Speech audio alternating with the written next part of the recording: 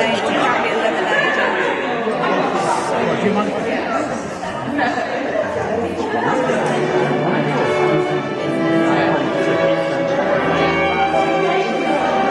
very dramatic.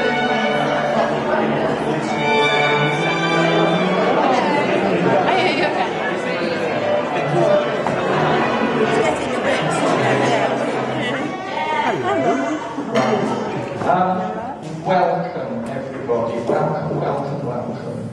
So glad that we can get together like this. Wonderful. Some of you have not seen each other for quite a long time, but just gives us great joy, great pleasure to just bring us together again. So welcome.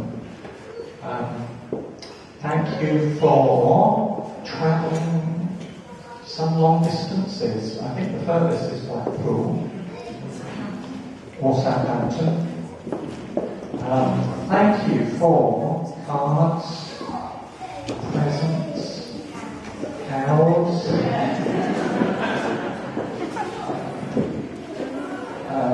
what's the other thing?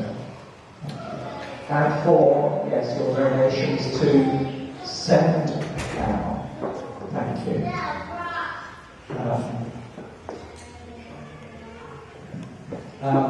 Yes, just we'll be eating in about 5 minutes, but we just want to spend a couple of minutes because there's someone else with a birthday, and their birthday is today.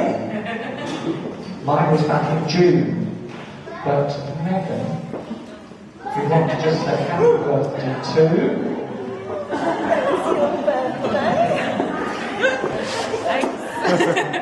Yes, Megan actually justifies the party more than Helen. It's not her 60th, but Megan's birthday today. Mark, do you want to give the balloon behind you? Oh, what's that mean? You may have read it, you may have thought Megan. didn't sound right. And I hope you've got a good voice, because at this stage we're actually going to sing happy birthday to Megan and the orchestra. So we'll sing happy birthday to Megan. Happy birthday to you. Happy birthday to you.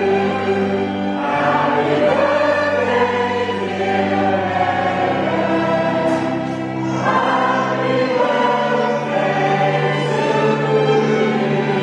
Happy birthday to you.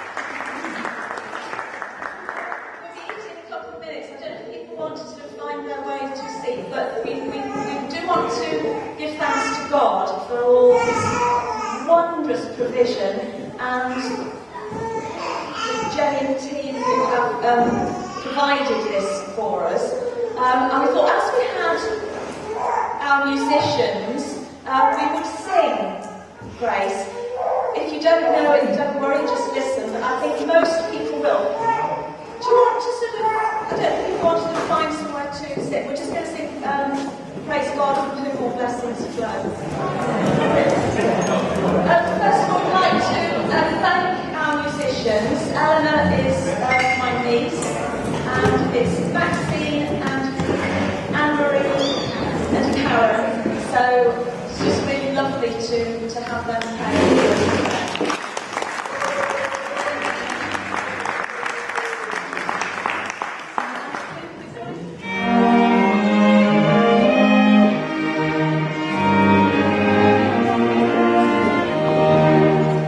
Praise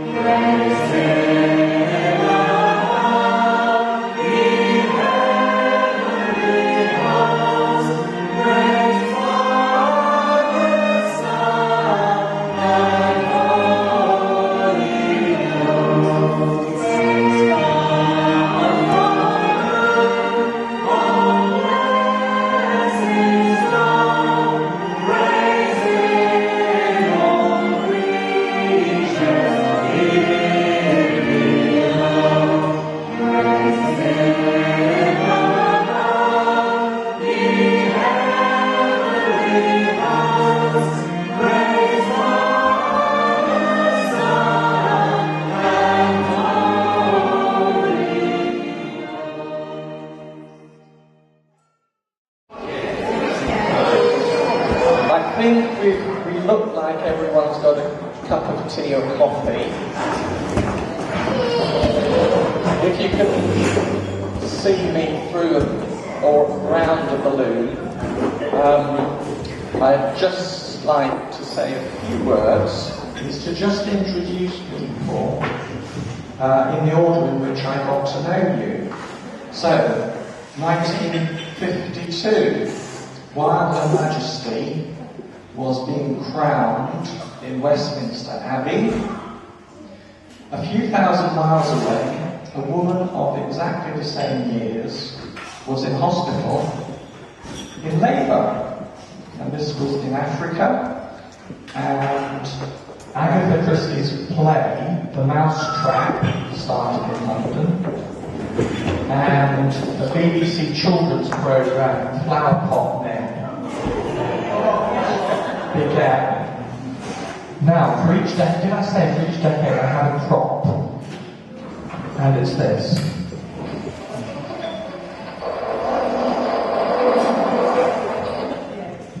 Sorry. Yeah, well, never mind. It was Teddy Bear's picnic. We, as I say, we lived in Africa. Dad was a teacher, working in a teacher training college, and he had started off his career as a builder, and he built the house that we lived in. And he built us a paddling pool, he built us a sandpit. There was, of course, there was no television, and we just had a great childhood, didn't we? All of us together. Yeah. So that was the 50s. I think as we get more modern, there's less conscious of the change. Okay, the 60s. First thing, we came back to the UK, and quite unexpected. I went to a Christian boys organisation meeting called Crusaders, and I became part of that. Andrew was one of the leaders. We went on a house party together, and during that we, as a boy of 13, I thought, yes, that's what I want. 13 pence, 1 and 1, 14 pence, 1 and 2, from university days.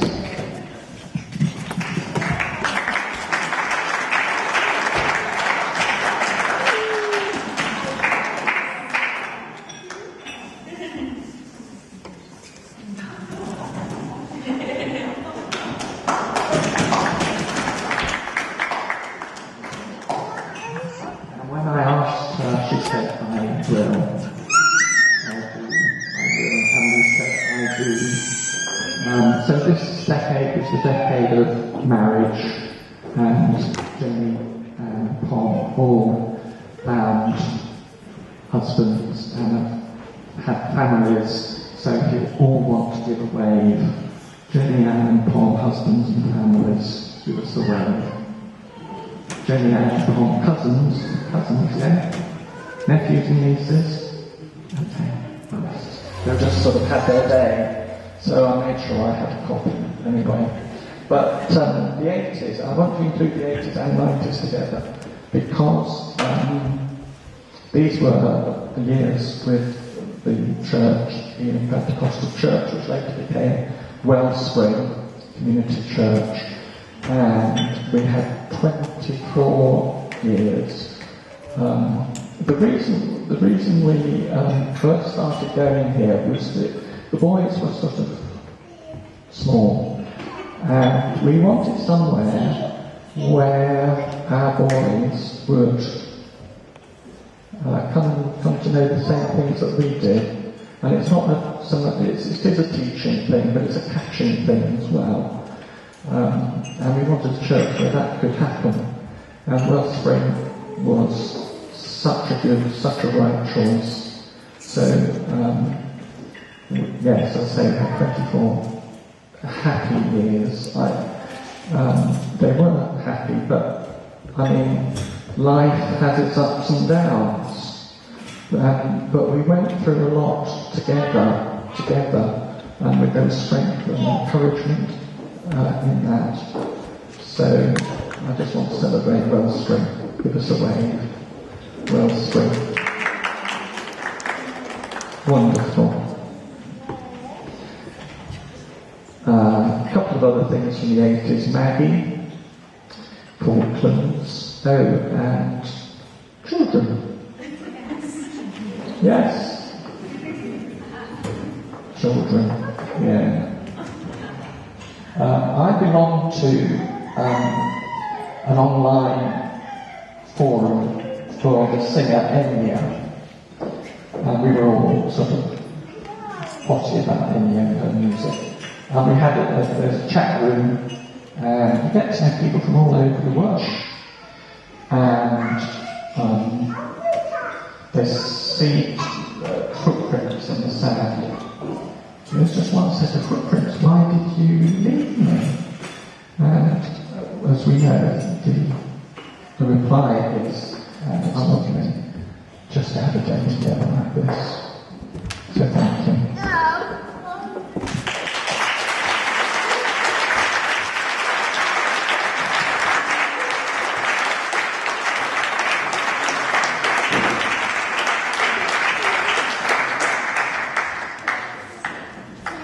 I'll be alright, Adrian.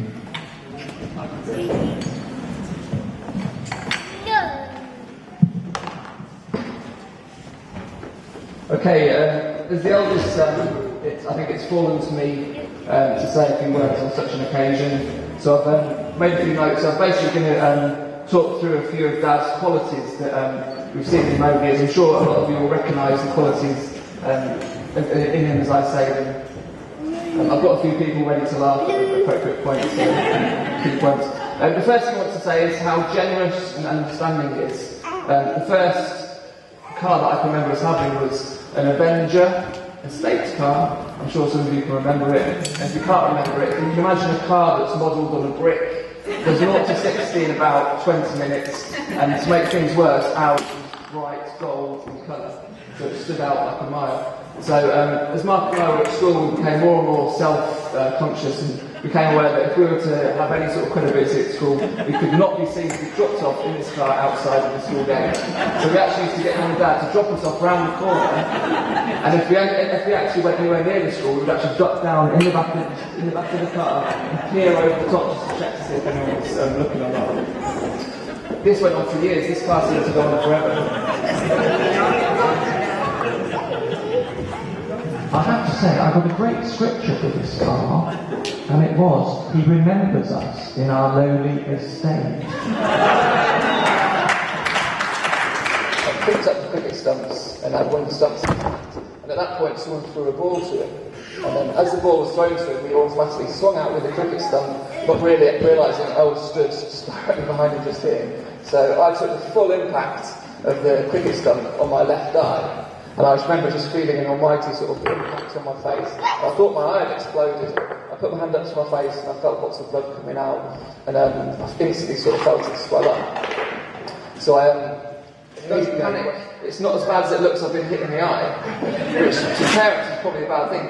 Because as soon as you say don't panic, I think they probably immediately panic. Now Mum said, don't show me, I don't want to see, and ran upstairs. And Dad said, oh, come here, John, come on, and beckoned me through to the kitchen. And I remember he was just stood there watching up, looked round at me, saw saw my injuries, which was quite bad. I sort of slit my eye open. He said, oh, there's nothing to worry about, we'll sort you out. Took me along to casualty, where I had stitches and stuff in my eye, and ended up being okay. But again, his ability to stay really calm and his reassurance when we feel much better. One particular year, I think it was the year of the cowpats, where dried cowpats ended up being placed in strategic locations, i.e. outside people's doors, inside people's doors, inside pots, inside pans, inside sleeping compartments, all over the place. So these ended up going backwards and forwards all weekend long. I think we can all just stand, I'd like to propose a toast. Okay, so Alan.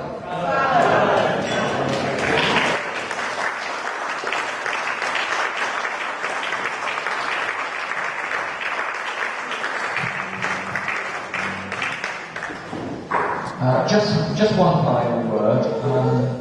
I forgot to say, I forgot to wave. people who live in Stamford and we go to St George's, which is our church, and I forgot to give them away and to say, just a few friends from St George's. We've been going for 6 years and very happy there. So I forgot about this. Dad started a tradition when I was 30 in that he made a mug, and it's got a picture and it says John at 10, John at 20, John at 30. And similarly, then when Mark turned 30, he got a mug. That's how I think on it, not me. So to Dad's for his 60th, we've done 2 mugs. So we've got Dad at 10, Dad at 20, Dad at 30. So I'd just like to present these mugs to you.